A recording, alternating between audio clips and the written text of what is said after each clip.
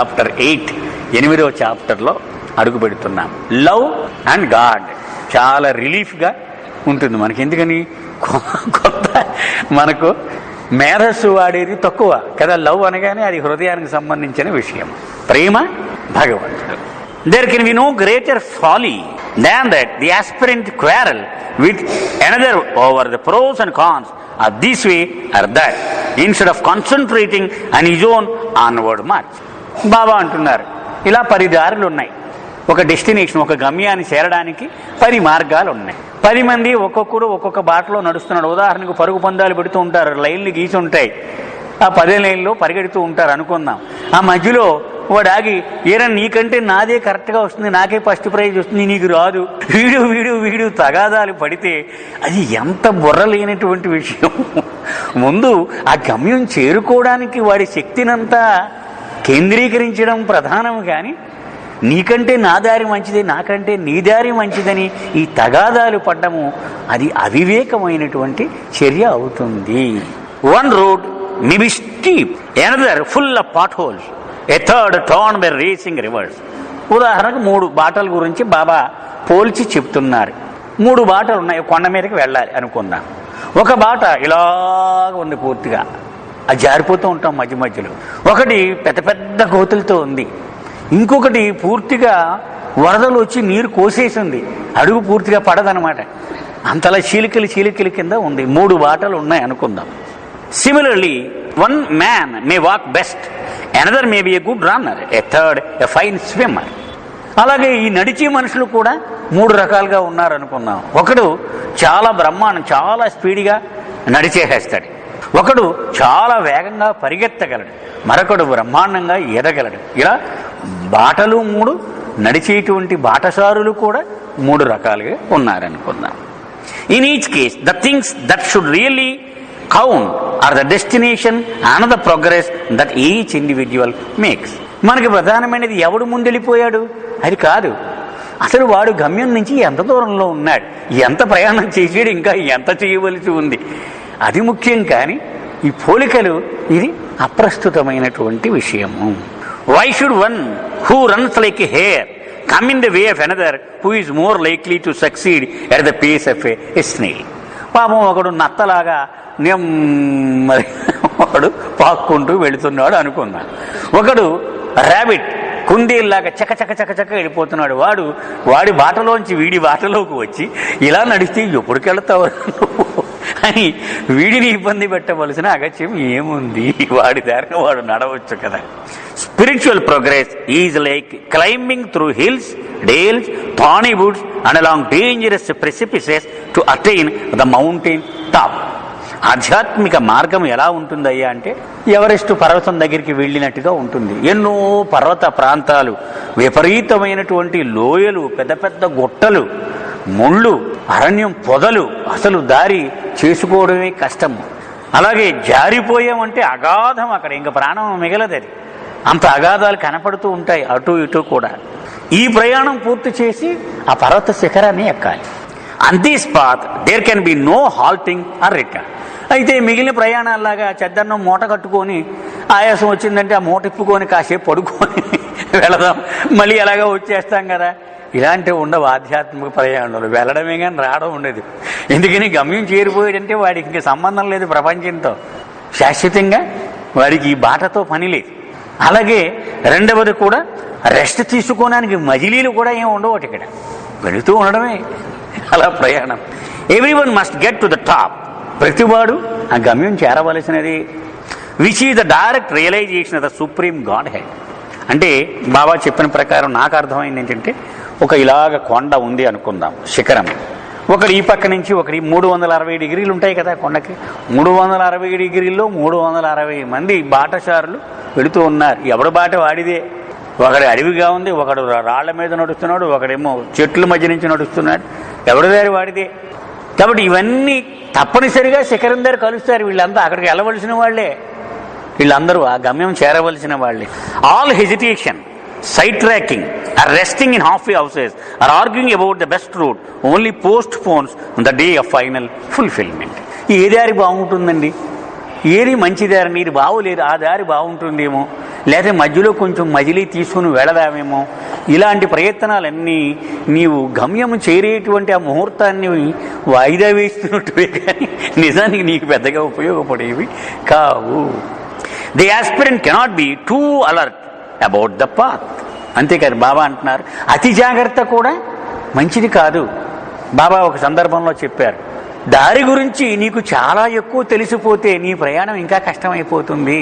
అంతేకాదు ఉదాహరణకు మనం ఇక్కడి నుంచి మేరాబాద్ వెళుతూ ఉంటాము, దారిలో ఏమైనా సికింద్రాబాద్లో మాత్రం జాగ్రత్త ఉండో, ఊళ్ళోకి వెళ్ళకండో, లేదా పలానా ఊళ్ళో ఇంకా జాగ్రత్త ఉండో అని చెప్తూ ఉంటే వీడి చెవు దాని మీదే ఉంటుంది వాడికి. అక్కడ ఏవో బ్రాందీ దొరుకుతుందండి, మనం ఒక కథ కూడా విన్నాం, ఆ ఊళ్ళో మాత్రం నువ్వు వెళ్ళకు, అక్కడ బ్రాందీ చాలా మంచిది దొరుకుతుంది చెప్తే వాడు తప్పకుండా. మనం ఆ రాజా గారు రాసిన ఒక ఇది కూడా చదువుకున్నాం, కవిత మనం చెప్పుకున్నాం. ఆ హోమియోపతి డాక్టర్ గారి దగ్గరికి వెళ్ళాడు, మందు ఇచ్చేసాడు, అయిపోయింది, డబ్బులు ఇచ్చాడు. మర్చిపోయిన డాక్టర్ గారు పచ్చిమ ఏమైనా ఉందండి అని అడిగాడు. ఆ మర్చిపోయినా నీకు చెప్పడం, కోతిని మాత్రం జ్ఞాపకం తెచ్చుకోక ఈ మందు వేసుకుని కూడా అన్నట్ట. అయిపోయింది వాడి పని. అది వేసుకున్నామంటే కోతి జ్ఞాపకం అవుతుంది. వాడు ఒక డోసు కూడా వేసుకోలేకపోయాడు. అది ఇక్కడ బాబా చెప్పి ఆ మార్గం గురించి బాగా తెలుసుకుందాం అంటే అన్నీ ఉపద్రవాలు. వీడికి ఏది కూడా ఒక అడుగు కూడా పడదు.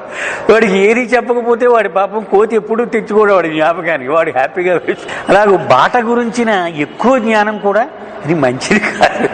The slightest lingering in the false word of shadows is inevitably an invitation to suffering that could have been avoided if the eye had been steadily fixed on the supreme goal of life.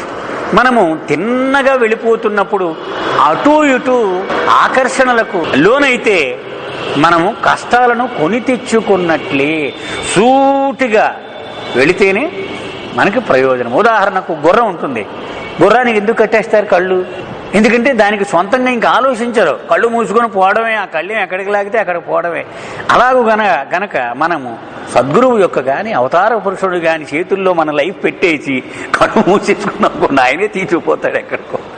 అందుకే బాబా అంటారు, I lead you blind folded. నీవు ఎక్కడికి వెళుతున్నావో, ఎంత ఎత్తులో ఉన్నావో తెలియకుండా నిన్ను గమ్యానికి చేరుస్తాను. ఎందుకని సేఫ్ అది. ఇప్పుడు మీకు పైకి లైట్ హౌస్ ఎక్కేస్తున్నారు అనుకోండి, కిందకు చూస్తే కళ్ళు తిరిగి పడతాం మనం.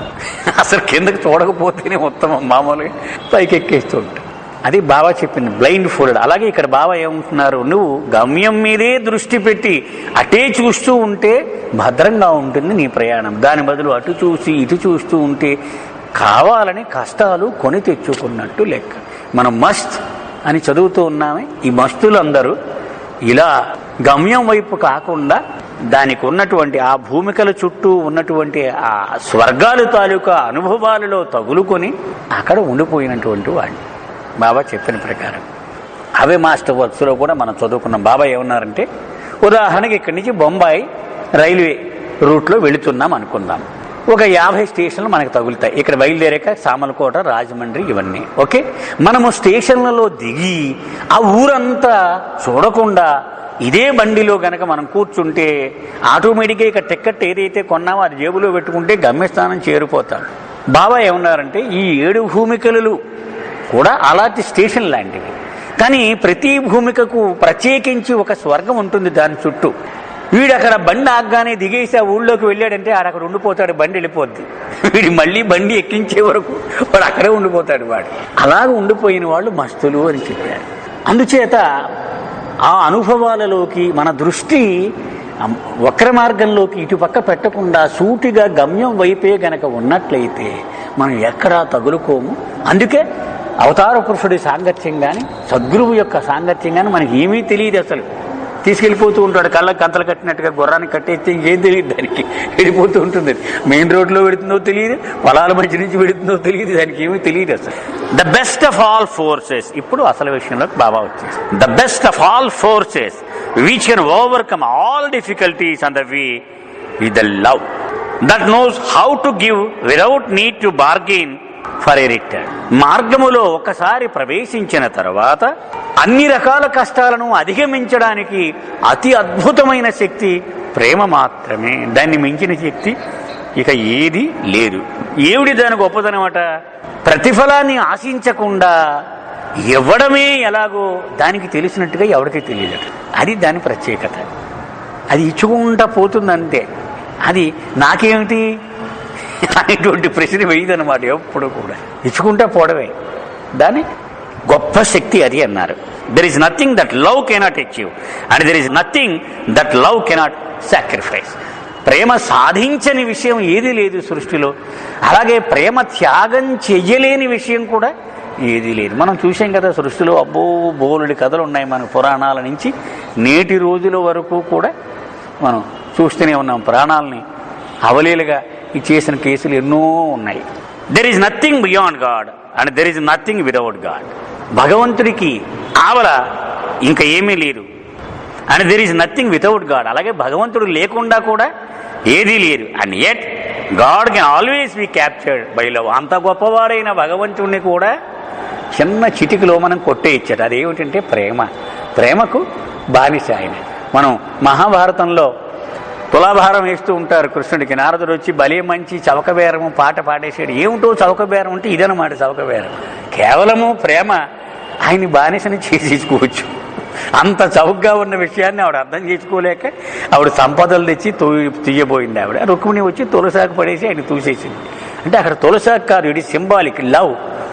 ఆ ప్రేమకు ఎంత పెద్దవాడైన భగవంతుడు కూడా చిన్నప్పుడు పిల్లలకు నేర్పుతూ ఉంటారు. మీరు చూస్తారు భగవంతుడు ఎంత పెద్దవాడు అంటే so big that can't get around it, so high that can't get over it, so deep that can't get under it. మీరు చూసారు లేదు, ఎంత అద్భుతమైన రైమ్ అన్నమాట. పిల్లలకి క్రిస్టియన్ మిషనరీ స్కూల్స్లో చెప్తారు. ఎంత పెద్దవాడంటే చేతులు పెట్టి ఆయన చుట్టూ ఇలా కలపలేనట్టు నేను, అంత పెద్దవాడు. ఎంత ఎత్తు అంటే ఆయన పైకి ఎక్కలేనట్టు నేను, ఆయన ఎంత లోతు అంటే ఆయన అడుక్కు నేను దూరలేనట్టు, అంత పెద్దవాడు భగవంతుడు. అది ఇక్కడ బాబా చెప్తున్నారు. ఆయనకు అతీతంగా ఏదీ లేదు, ఆయన లేకుండానూ ఏదీ లేదు. అంత పెద్ద భగవంతుడు కూడా ప్రేమకు దాసుడు. I'm the slave for the love of my lover. Baba అన్న మాట, నా ప్రేమికుడి యొక్క ప్రేమకు నేను దాసుడని. ఏది విశ్వమునకు ప్రభువై ఉండి కూడా నా ప్రేమికుడి యొక్క ప్రేమకు నేను దాసుడను. అంత గొప్పది ప్రేమ. All other essential qualities will come to the aspirant if he follows faithfully the whisperings of the unerring voice of love that speaks from his own heart, shedding light on the path. హృదయం లోపల నుంచి ఈ ప్రేమ గుసగుసలుగా మనకు అనేక విషయాలు సూచిస్తూ ఉంటుందట. వాటిని గనక ఖాతరు చేస్తే మనము అది దిశానిర్దేశం చేస్తూ ఉంటుంది. ఆ బాటలో నడుస్తూ ఉన్నప్పుడు వెలుగుని ప్రసరిస్తూ ఉంటుందట ఆ ప్రేమ. అంత గొప్పది అది. ఈ ఒక్కటి గనక వాడికి ఈ ప్రేమ అనే సుగుణం ఒక్కటి అబ్బితే మిగిలిన సుగుణాలన్నీ ఆటోమేటిక్గా లైన్లో వచ్చేస్తాయట కూడా. వాటిని కొత్తగా నేర్చుకోకర్లేదు విడివిడిగా, ఇదొక్కటే చాలు. మనం ప్రతాపహిరి పాట ఒకసారి చెప్పుకున్నాం, తెరే ఛాయేమే అని ఒక పాట కూడా ఉంది. అందులో అంటాడు, ప్రభు నీ కళ్ళ నుంచి నీ దివ్య తేజస్సు అనేక కోట్ల కిరణాలు నిరంతరము వెదజల్లుతూ ఉంటుంది కదా. అలాంటి కిరణాలలో ఒక్క కిరణానికి చిన్న ఆర్డరీ, చీకట్లో కొట్టుకుంటున్న నాకు దారి చూపించమని ఒక కిరణానికి ఆర్డర్ ఇచ్చేది. నీకు అది సులువే కదా, నా జీవితం మారిపోద్ది అంటాడు. అంటే నాకు కాంతిని వెదజల్లుతూ ఉంటుంది ఆ కిరణం అని. To lose hold of the mantle of this guide is to find only display. బాటలో నడుస్తూ ఉన్నప్పుడు ఈ హృదయం ఇచ్చే ప్రేరణ, ఆ ప్రేమ ప్రేరణను గనక మనం ఆ పట్టు వదిలేసామంటే, దాన్ని పట్టించుకోకుండా మనం నిరాశలో గ్యారంటీగా కూరుకుపోయినట్లే. The heart without love is entombed in unending darkness and suffering. ఏ హృదయములో అయితే ప్రేమ ఇంకిపోతుందో అది శాశ్వతమైన అంధకారమునకు, కష్టములకు నిలయముగా మారిపోతుంది. ఒక చోట బాబా చెప్పారు, jealousy is Born out of poverty of heart. జ్ఞాపకం ఉందో లేదు, మనం చెప్పుకున్నాం కూడా పూర్వం. అసూయ అనేటువంటిది ఎందుకు ఒక మనిషిలో బయటకు వస్తుంది అంటే, హృదయము గర్భదరిద్రాన్ని అనుభవిస్తూ ఉంటుందట. అంటే ప్రేమ అనేది ఇంకిపోయింది, దానిలో 0.01% కూడా ప్రేమ లేకపోతే ఆ హృదయంలో నుంచి అసూయ పుడుతూ ఉంటుంది. పోవర్టీ ఆఫ్ హార్ట్, అది జెలసీ అనేటువంటిది. ఎంత అద్భుతమైన అది మాట వాడారు చూడండి. Poverty of heart, it is jealousy. అలాగే బాబా చెప్తున్నారు, ప్రేమ ఎండిపోయిన హృదయములో ఎప్పుడూ అంధకారము దుఃఖము తాండవిస్తూ ఉంటాయి. అందుకే బాబా అన్నారు, I have come to so the seed of love in every heart. ఎందుకని మన హృదయాలన్నీ ప్రేమ అనేటువంటిది పూర్తిగా ఇంకిపోయి బీడువారిన భూముల్లాగా నిస్సారముగా ఉన్నాయి. అందుకని ఆయన ప్రేమ అనే రీఫిల్ తగిలించి ఒక రీఫిల్ లోడ్ చేసి మళ్ళీ వెళ్ళిపోతాడు అన్నమాట. వచ్చినప్పుడల్లా ఒక్కొక్క హృదయంలో ఇదిగోరా. But the heart that is restless with love is on its way to realisation of the unfading light that shines on the unfathomable sweetness of life divine. కానీ ప్రేమ జ్వరబడినటువంటి హృదయము అవిశ్రాంతముగా ఉంటుంది. వాడిని స్థిమితం లేకుండా చేసేసి ఇంక ఎన్నాళ్ళు మరచితన మందిరం, అది గుర్తుపెట్టుకోవాలి మనం ఎప్పుడు. అది ప్రేమ, దివ్య ప్రేమ జ్వరబడిన తర్వాత ఒక హృదయం యొక్క ఆ ఉత్కంఠ, ఆ తాపత్రయం, తపన ఎలా ఉంటుందంటే ఆ పాట మొత్తం అంతా అది ఎప్పుడు ఎప్పుడు ఎప్పుడు ఎప్పుడు ఈ జీవితం ఇలాగ వేస్ట్ చేసేసానని ఏడుస్తూ ఉంటాడు. Pure love is matchless in majesty. Baba యొక్క సందేశములలో అతి ప్రాచుర్యము పొందినటువంటి సందేశం ఇది. అదిగో అక్కడ ఉందండి దాని కింద ఉన్నటువంటి సందేశం. Pure love is matchless in majesty అంటే ప్రేమ యొక్క గుణగణాలను అద్భుతంగా మాటల్లో బాబా చెప్తూ ఉన్నారు. స్వచ్ఛమైన ప్రేమ రాజసంలో ఇక దాంతోటి పోటీ పడేది, పోల్చదగినది ఇక లేదట. కింగ్ అనమాట. మెజెస్టీ అంటే రాజసం. ఇప్పుడు సింహం ఇలా ఇంత జూలు వేసుకొని ఎలా ఉంటుంది, అలాగే ఆ బాబా కొన్ని ఫోటోల్లో చూస్తూ ఉంటే ఆ రాజసం అలా కనపడుతూ ఉంటుంది ఆయనలో. మ్యాచ్లెస్ ఇన్ మెజెస్టీ, దాన్ని దేన్ని కూడా ఇక పోల్చలేమట స్వచ్ఛమైన ప్రేమతో. It is no parallel in power. సమానమైన శక్తి కలిగిన మరే విషయం లేదట ప్రపంచంలో. ఇక దానితోటి పోల్చగలిగిన శక్తివంతమైనటువంటి విషయం ఇక ఏదీ లేదు. And there is no darkness it cannot dispel.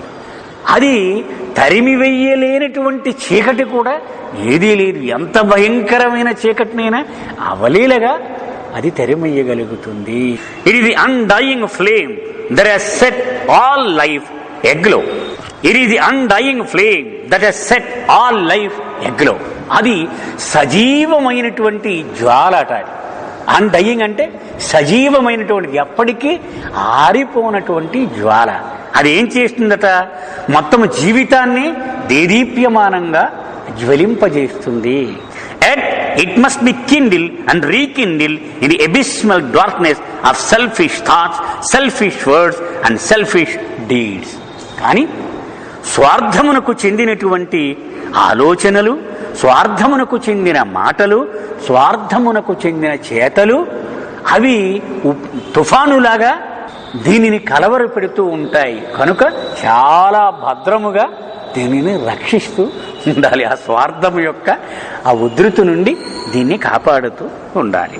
As it is fired in you, it bursts out in magnificent light to serve as a beacon for those who still grope in the darkness of selfishness, be that darkness a deep blue or all black.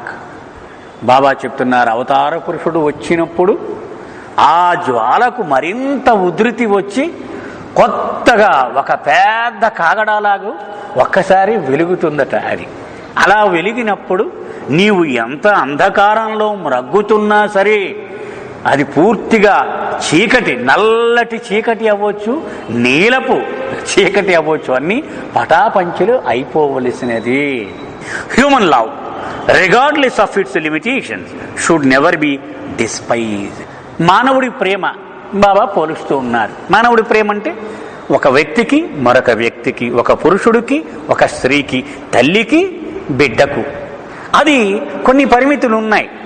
తల్లి ఉంటుంది, ప్రతి అరగంటకు ఒకసారి బిడ్డకి ఏరువుడు పట్టుకొస్తూ ఉంటుంది. కానీ లోపలికి పిలిచేసిన ఒకసారి లోపల రానా అన్న అంటది, పెట్టేస్తే. బయట పిల్లలు ఆడుకుంటూ ఉంటారు, వాళ్లకు ఏమీ పెట్టదు. ఎందుకని? తన అంత గొప్ప ప్రేమ కూడా కొన్ని పరిమితులు ఉన్నాయి. ఎందుకని? వాడు సహజమైనటువంటి లక్షణం అది. సో మానవుడి ప్రేమ ఉన్నతమైన దానికి కొన్ని పరిమితులు ఎప్పుడు ఉంటూ ఉంటాయి. అయినప్పటికీ అటువంటి ప్రేమను ఎప్పుడూ కూడా చిన్న చూపు చూడకూడదు. It is bound eventually to break through all limitations to initiate the aspirant into eternal life in the truth.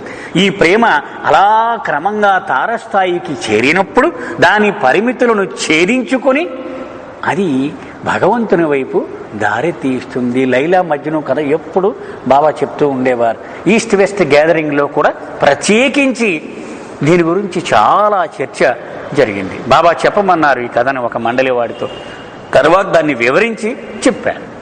ఆ మజ్నుకు ఆ లైలా మీద ఎంత ప్రేమ ఉండేదయ్యా అంటే ఎక్కడ చూసినా మజ్నునే ఆ లైలానే చూడగలుగుతూ ఉండే అంత తారస్థాయికి వెళ్ళిపోయింది. ఒకవేళ ఆమె ఇష్టపడితే ఇంకొక పురుషుడితో తనే దగ్గరుండి వివాహం జరిపించగలిగిన అంత ఉన్నత స్థాయికి చేరిపోయింది అతని ప్రేమ. అంటే స్వార్థము జీరో. స్వార్థము ఎప్పుడైతే పోయిందో మానవ ప్రేమ కూడా దైవ ప్రేమతో సమానము కాగలదు. చివరికి అలా అలా తాపత్రయపడుతూ ఒక సద్గురువు సాంగత్యంలోనికి వచ్చాడు. అప్పుడు సద్గురువు చెప్పాడు, ఓరి పిచ్చివాడా, నువ్వు అనుకుంటున్న లైలా అసలు లేదు, ఆవిడ ఉనికే లేదు, ఇదంతా ఉట్టి మాయ, ఉన్నది భగవంతుడు ఒక్కడే అని అతనికి బ్రహ్మానుభవాన్ని ఇచ్చాడట. బాబా చెప్పినటువంటి విషయం మజ్నుకి. ఆ ప్రేమలో అంత ఉన్నతమైనటువంటి స్థాయికి కూడా చేరుకునే అవకాశము ఉన్నది. Then the lover may lose his separate, false self and become united with God, who is the one matchless and indivisible ocean of unsurpassable love. ఇలాగూ ఆ మానవుడు ప్రేమించగా ప్రేమించగా ప్రేమించగా ఒకరోజు భగవంతుడితో ఏకము కాగలడు. భగవంతుడు ఎవడు? అవిభాజ్యమైన ప్రేమ మహాసాగరముతో సమానం. అతనితో ఇతను ఏకము కాగలడు. God does not listen to the language of the tongue and its a jap, mantra or devotional songs and so on. భగవంతుడు ఎప్పుడూ కూడా నాలిక పలికేటువంటి భాషను వినడు, నాలిక జపించేటువంటి జపములు వినడు, మంత్రములు వినడు, అద్భుతమైన సంగీతము ఉర్రూతలూగించిన పాటలు అవి కూడా వినడు.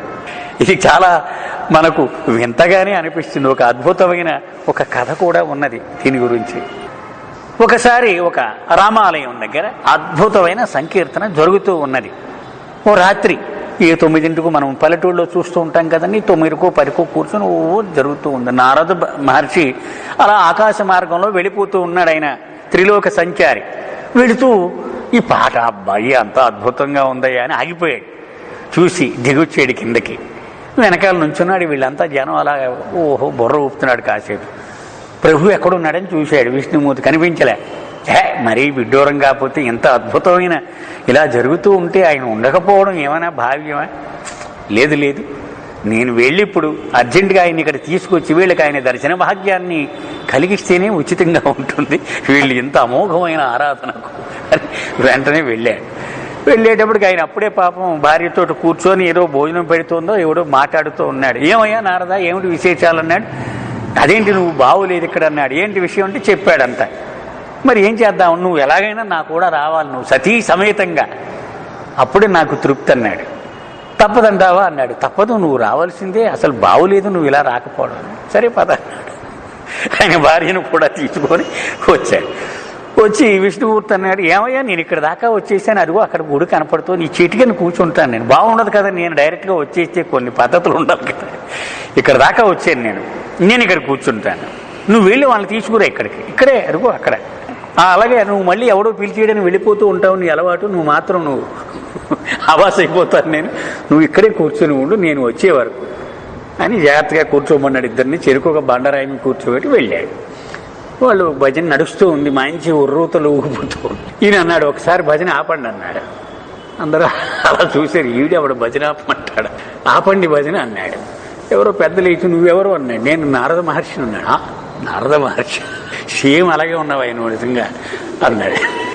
అలా కాదు, నేను నారద మహర్షిని. కూర్చో అలాగే మాట్లాడుకున్నాడు. సరే కూర్చో, ఎవడో పట్టించుకోవటం లేదు. సరే ఇలాగా ఒక అరగంట సేపు నడిచింది. పాపం అక్కడ మంచు, అక్కడ కూర్చుని ఉన్నాడు, ప్రభువుని కూర్చోబెట్టాడని ఒక పక్క వర్రి, వీళ్ళు వింటలేదు. సరే అయిపోయింది, భజన అయిపోయింది. ఇతనంటే కాసేపు ఆగానే వీళ్ళు ఇలాగా ఒకరినొకడు కన్ను కొట్టుకుంటున్నారు. వాటి వీడు ఎవడరా తినేస్తున్నాడు మనని, ఒకడొకడు వెళ్ళిపోతున్నారు, పట్టించుకోవటంలే. ఆ మెయిన్ పూజారి ఉన్నాడు, అతని దగ్గరికి వెళ్ళి అడిగాడు, ఈయన ఇలాగ నారద మహర్షిని ఆయన తీసుకొచ్చాను, సతీ సమేతంగా కూర్చోబెట్టాను అన్నాడు. చూశాడు, ఏంట్రా బాబు వీడెవడు అని చూశాడు. చూసి ఇప్పుడే వస్తాను నేను గోడ దూకి పారిపోయాడు. వీడిని తప్పించుకోవడం కష్టం, ఒక్కడే మిగిలాడు. కాళ్ళు ఈడ్చుకుంటూ వచ్చాడు. ఏమయ్యా బాగుందా ఇది ఏమన్నా నారద మహర్షి, ఎక్కడికి పోయావు నువ్వు, ఏమైపోయావు అన్నట్టు. ఇదయ్యే పరిస్థితి జరిగింది. వాళ్ళ అద్భుతమైన సంకీర్తన చూసి నేను తీసుకొచ్చేసాను, కానీ ఒక్కడు నా మాట పట్టించుకోలేదు. అప్పుడు ఆయన చెప్పాడు, విష్ణుమూర్తి చెప్పిన ఎనాలిసిస్ ఏమిటి అంటే, నీవు వాళ్ళు కేవలము బాహ్యమైనటువంటి ఆ సౌండ్కు స్వరానికి అనుబంధమై ఉన్నారు, కానీ హృదయంలో నేను లేను వాళ్ళకి. ఆ పాటలు విని నేను వాడికి దర్శనం ఇస్తానని కానీ, ప్రభు తారసపడే అదృష్టం ఉందని కానీ అసలు ఆ స్పృహే వాళ్ళకి లేదు. కేవలము వాళ్ళకి అది అలవాటైపోయింది, అది పాడేసుకుంటూ ఉన్నారు, వాళ్ళు ఆనందిస్తూ ఉన్నారు, అంతవరకే. అది లోపల మాత్రం ఎంత మాత్రము కూడా నా మీద ఆరాధన లేదు. అందుకే నీ మాటను కాదనలేక ఈ సత్యం నీకు రుజువు చేద్దామని నేను ఇంత ఓపిక పట్టాను. వాళ్ళు నా మీద లేదు చేస్తారు. అది ఇక్కడ బాబా చెప్పేది. అంత అద్భుతమైన గానం చేసేస్తున్నాడు అంటే అది భగవంతుడి మీదే దృష్టి ఉంది అని మనము చెప్పలేము. వాడు లోపల అనుకుంటూ ఉండొచ్చు, ఎంత అద్భుతంగా ఎవడైనా పాడాడా ఎప్పుడైనా అని వాడు లోపల అనుకుంటూ మురిసిపోతూ పాట పాడుతూ ఉండొచ్చు. అందుకని బాబా ఏం చెప్పేస్తున్నారు, నువ్వు నాలికతో చేసే శబ్దములు నేను వినను. He does not listen to the language of the mind. అలాగే భగవంతుడు మనసు యొక్క భాషను కూడా వినడు. నాలిక యొక్క ఉచ్చారణ వినడు, మనసు యొక్క భాషను కూడా వినడు. He does not listen to the language of the mind and it's routine meditations. Routine time 4 అయిపోయింది కూర్చోవాలి, టక టక టక టక టక టక అరగంట. నాకు రోజు అలవాటండి, ఇది కొట్టేస్తానంతే. అంటే ఆ కొట్టేయడమే మిగిలిపోయింది తప్ప టక టక టక మన యాంత్రికంగా కొట్టేయడమే. ఈ రొటీన్ అంటే అది బాబా యాంత్రికముగా వాడు మెడిటేషన్, ఆ టైం నుంచి టైం, కాన్సన్ట్రేషన్స్, అలాగే ఏకాగ్రత నిలపడం, అండ్ థాట్స్ అబౌట్ గాడ్, అలాగే భగవంతుడి గురించిన ఆలోచనలు, ఇవన్నీ యాంత్రికముగా. He only listens to the language of the heart and its message of love. ఆయన వినేది ఏమిటయ్యా అంటే హృదయం యొక్క భాషను మాత్రమే. అలాగే అది ఆ ప్రేమతో ఏ కబురు తీసుకొస్తే అని ఆయన ప్రేమతో స్వీకరిస్తాడు అన్నాడు. ఆ మెసేజ్ ఆఫ్ లవ్ అంటే ప్రేమ కబురు, అది ఏం చెబితే అది. అందుకే మనం బాబా ఎప్పుడు కూడా మండలి హాల్లో ఉదయాన్నే 8:30కి స్నానం చేసి కూర్చొని వాట్ ఇది బోగస్ న్యూస్ అనేవారు. అంటే ప్రపంచానికి సంబంధించిన వార్తలు అవి టకటక టకటక హెడ్లైన్ చదివేసేవాడు, వీరిచ్చు కానీ ఎవరు కానీ. వాట్ ఇది రియల్ న్యూస్ అనేవారు. అంటే ప్రేమికుల నుంచి వచ్చిన వర్తమానములు. అక్కడ సహవా జరుగుతోంది, వాడికి ఆపరేషన్ అయింది, వాడి కొడుకు పెళ్ళి ఉంది, ఇవన్నీ అవి ప్రేమ కబుర్లు అనమాట. అవి మాత్రం ఆయన ఎప్పుడూ కూడా స్పందిస్తూ ఉంటాడు. Which need no ceremony or show. ఎందుకట వీటికి ప్రదర్శన అక్కర్లేదట. వీటితో పాటుగా తంతు, ఇది శబ్ద కాలుష్యము ఉండదట. దీంతో పాటుగా ఈ ప్రేమ తెలియపరచడానికి భగవంతుడికి ఏ రకమైనటువంటి కాలుష్యము ఉండదు. Only silent devotion for the beloved. ఈ హృదయానికి ప్రియతముడికి ఈ ఇద్దరికే తెలుసు, మూడవ వాడికి తెలియనంతటి నిశ్శబ్దంలో ఇచ్చిపుచ్చుకోవడం జరుగుతూ ఉంటుంది. This love can be expressed in various ways. ఈ ప్రేమను అనేక మార్గాల ద్వారా వ్యక్తము చెయ్యవచ్చు. All of which ultimately result in union with God. కానీ ప్రేమను ఏ మార్గములో వ్యక్తపరిచినా చిట్ట చివరికి భగవంతునితో ఐక్యమును మీకు కలుగజేస్తుంది. ఉదాహరణ, ఒకడు పాట ద్వారా ప్రేమను వ్యక్తం చేస్తాడు, ఒకడు పాండిత్యము ద్వారా ప్రేమను వ్యక్తం చేస్తాడు, ఒకడు సంగీతము ద్వారా ప్రేమను వ్యక్తం చేస్తాడు, ఒకడు సేవ చేయడం ద్వారా ప్రేమను వ్యక్తం చేస్తాడు. కాబట్టి అది ప్రేమే అయినప్పుడు నీవు ఏమి చేసినా అది ఆయన దగ్గరకు తీసుకువెళుతుంది. The practical way for the average man to express love. Baba ఇప్పుడు ప్రాక్టికల్గా వచ్చేస్తున్నారు. అయితే ఒక సగటు మానవుడు ఉన్నాడు, వాడికి ఉత్తమమైన ప్రేమ వ్యక్తము చేసే విధానం ఏమిటి, ఏ విధానం ఉత్తమమైనది వాడికి అంటే ఇది అని చెప్తున్నారు. ఏమిటట? Is to speak lovingly. మాటను ప్రేమపూర్వకముగా మాట్లాడడం. Think lovingly. ఆలోచన చేసినప్పుడు ప్రేమగా ఆలోచన చేయడం. And act lovingly towards all mankind, feeling God to be present in every one. ప్రతివాడిలోనూ ఉన్నది భగవంతుడే కాబట్టి, నేను భగవంతుడంటే ప్రేమ కలిగి ఉన్నాను కాబట్టి అందరికీ ఈ ప్రేమను వ్యక్తము చెయ్యాలి అనే భావముతో వాడితో మాట్లాడినప్పుడు ప్రేమగా ఉండు, వాడి గురించి ఆలోచించినప్పుడు ప్రేమగా ఉండు, వాడితో వ్యవహరించాల్సి వచ్చినప్పుడు అప్పుడు కూడా ప్రేమగా ఉండు. Love is a dynamic in action and contagious in effect. ఇది కూడా చాలా పాపులర్ సందేశం బాబాది. డైనమిక్ ఇన్ యాక్షన్ అంటే ఏమిటన్నమాట? ఇప్పుడు ఉదాహరణకు ఒక గంధం ఉందనుకోండి, ఆ గంధం ముక్క పట్టుకొచ్చి ఇక్కడ పెట్టామనుకోండి, అది అక్కడ ఉందని పసిగట్టకుండా ఎవడైనా ఉండగలడా? ఉన్నాడంటే వాడికి ఏదో ముక్కు తేడా అని లెక్క. ఎందుకని అంత డైనమిక్ అనమాట అది. అది అక్కడ ఉందంటే దాన్ని ఎవడైనా సరే పసిగట్టి తీరవలసినదే, దాన్ని విస్మరించేటువంటి అవకాశం లేనే లేదు. అది డైనమిక్ అంటే. డైనమిక్ ఇన్ యాక్షన్ అంటే ఇది ఎప్పుడు మనకెందుకులే అని పాసివ్గా పట్టించుకోకుండా ఉండదు ప్రేమ. అది డైనమిక్ అంటే. ఆ ప్రేమ నిజంగా ఉన్నవాడు అక్కడేదో ఎవడికో ప్రమాదం జరిగితే వీడు పుస్తకం చదువుకుంటూ ఉండకూడదు. ఎందుకంటే ఆ ప్రేమకు లక్షణం ఏమిటి? డైనమిక్. వెంటనే అది చర్యలోకి దిగిపోతుంది, అంతేగాని ఎవడో చూస్తాడులే అని ఉండదు. అది dynamic in action. And contagious in effect. ఒక అంటువ్యాధి ఒకడి నుంచి ఒకడికి ఎలా ప్రబలిపోతుందో అలాగూ ప్రేమ కూడా ఒకడి నుంచి ఒకడికి పాకిపోతూ ఉంటుంది. It is only the spiritually alive and enlightened who can feel the significance of the ancient adage so cheaply bandied about by some preachers and philosophers that love begets love. అనాదిగా ఒక ప్రేమ గురించిన అద్భుతమైనటువంటి సూక్తి ఉన్నది. ఏమిటది? ప్రేమను ప్రేమ మాత్రమే ఇవ్వగలదు అనేది ఈ మతాధికారులు, ఈ బోధకులు అనాదిగా దీన్ని మిస్అప్రాప్రియేట్ చేస్తున్నారన్నారు, దుర్వినియోగం చేస్తున్నాడు. అంటే వాడు ప్రేమ ముద్దలాగా, వాడు వీడికి ప్రేమ ఇచ్చేసేవాళ్ళు, వాడు ఇచ్చేస్తున్నాడు, తీసుకో ప్రేమ. అందుకే బాబా అన్నారు, మనం ఇదివరకు చదువుకున్నాం కూడా, ఏమిటది? ఒకడు నిర్ణయము తీసుకుని కృషి ద్వారా ప్రేమను ఎప్పటికీ పొందలేడు. ఈవేళ మనం 2వ తారీఖు మే నాడు నేను డిసైడ్ చేసేసుకున్నాను ఈ వేళ నుంచి బాబాని ప్రేమించేస్తున్నా, ఇంకెవరు లేడని నాకు అంటే అబద్ధం అది. ఎందుకని?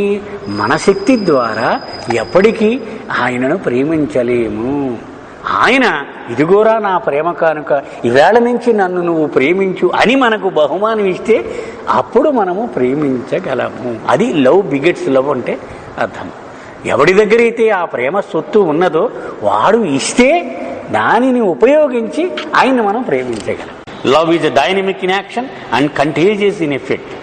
అది ఆ ప్రేమ అనేది ఎవడిని ముట్టుకుంటే వాడిని కాల్చేస్తూ ఉంటుంది. అది అలా మామూలు గప్చిప్పుగా గమ్ముని ఉండదు, అది అంత చురుగ్గా పనిచేస్తూ ఉంటుంది. అలాగే అంటువ్యాధి ఎలా ఒక మనిషి నుంచి ఒక మనిషికి ప్రబలిపోతూ ఉంటుందో ఇది కూడా అలా వ్యాప్తి చెందుతూ ఉంటుంది.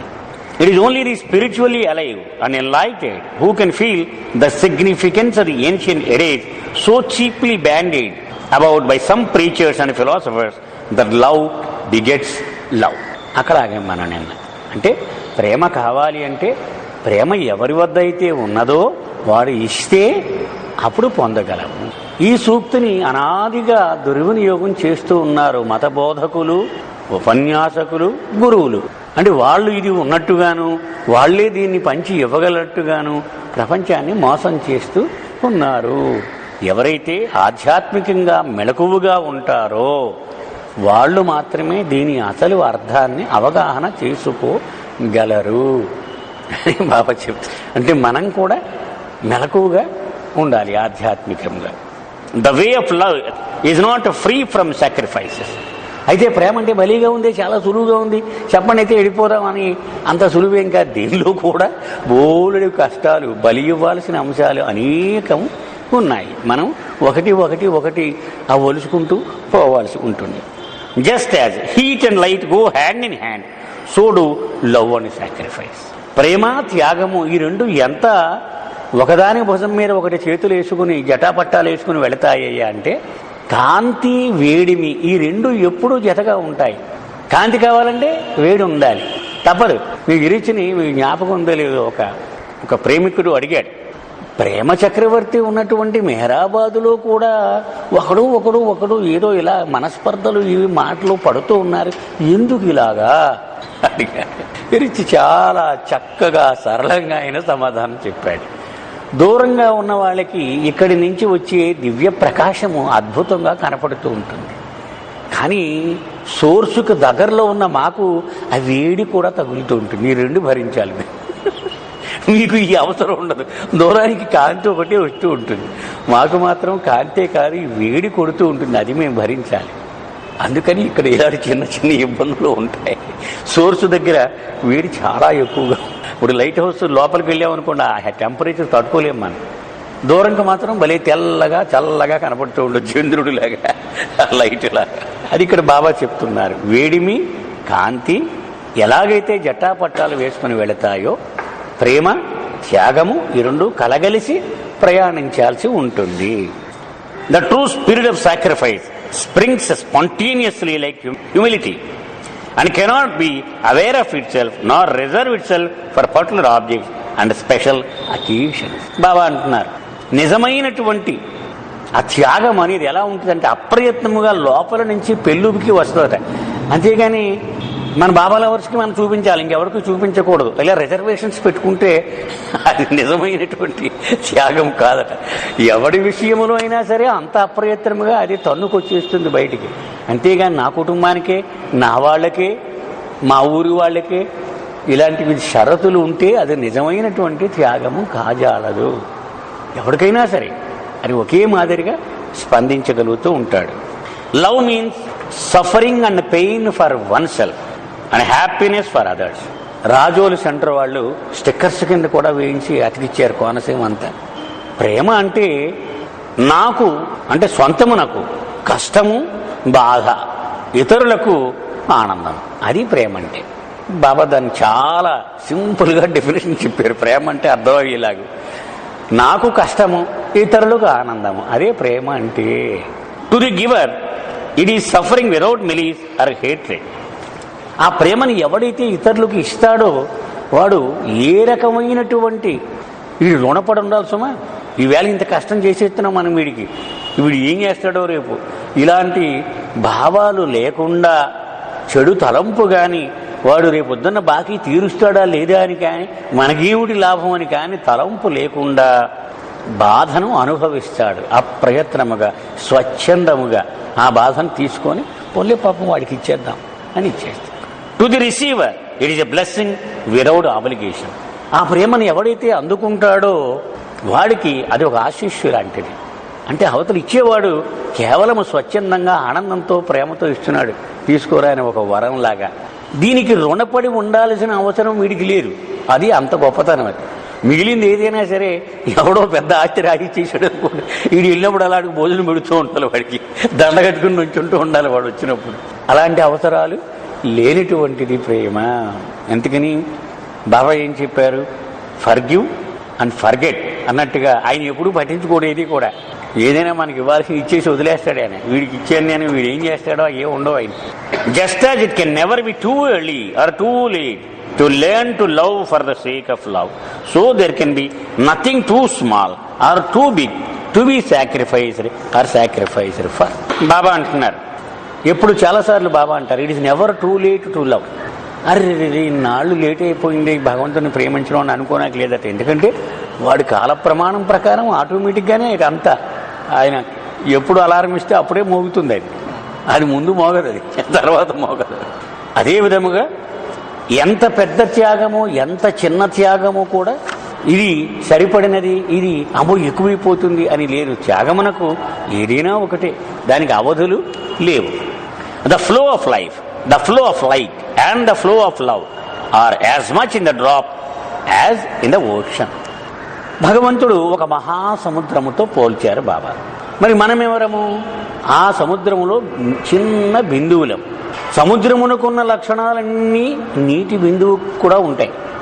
మనం సముద్రం లక్షణాలు చూడాలంటే ఒక బిందువుని డ్రాపు టెస్ట్ ట్యూబ్లో వేసి చేస్తే చాలు, మొత్తం సముద్రం అంతా పట్టుకెళ్ళి టెస్ట్ చేయడం వాడు ఒక బిందువుకి ఏ లక్షణాలు అయితే ఉన్నాయో మొత్తం సముద్రానికి అవే లక్షణాలు ఉంటాయి. అలాగే ఈ flow of light, flow of life and flow of love, ఇవన్నీ కూడా అంటే ప్రేమ, జీవనము, ఈ కాంతి, ఇవన్నీ సముద్రమునకు ఎలాగున్నాయో బిందువుకు కూడా అన్ని లక్షణాలు ఉంటాయి. The smallest thing is a big as the biggest and the biggest thing is as the small as the smallest. అంటే ప్రపంచంలో అతి పెద్దది తీసుకున్నాం అనుకోండి, ఉదాహరణ పెద్ద ఏనుగు, కానీ చిన్న దోమ అనుకున్నాం, కానీ ఆ ఏనుగు కూడా దోమంత చిన్నదే అంటున్నారు బాబా. దోమ కూడా ఏనుగంత పెద్దదే. అంటే అన్నీ ఒకటే. It depends upon the particular worship user. ఆ క్షణంలో మనం ఏది మాట్లాడతామో దాని ప్రకారము మనము దానికి అర్థాన్ని ఇవ్వవలసి ఉంటుంది. The spirit of true love and real sacrifice is beyond all ledgers and needs no measure. నిజమైన ప్రేమని మనం కొలవడానికి ప్రమాణాలు లేవట.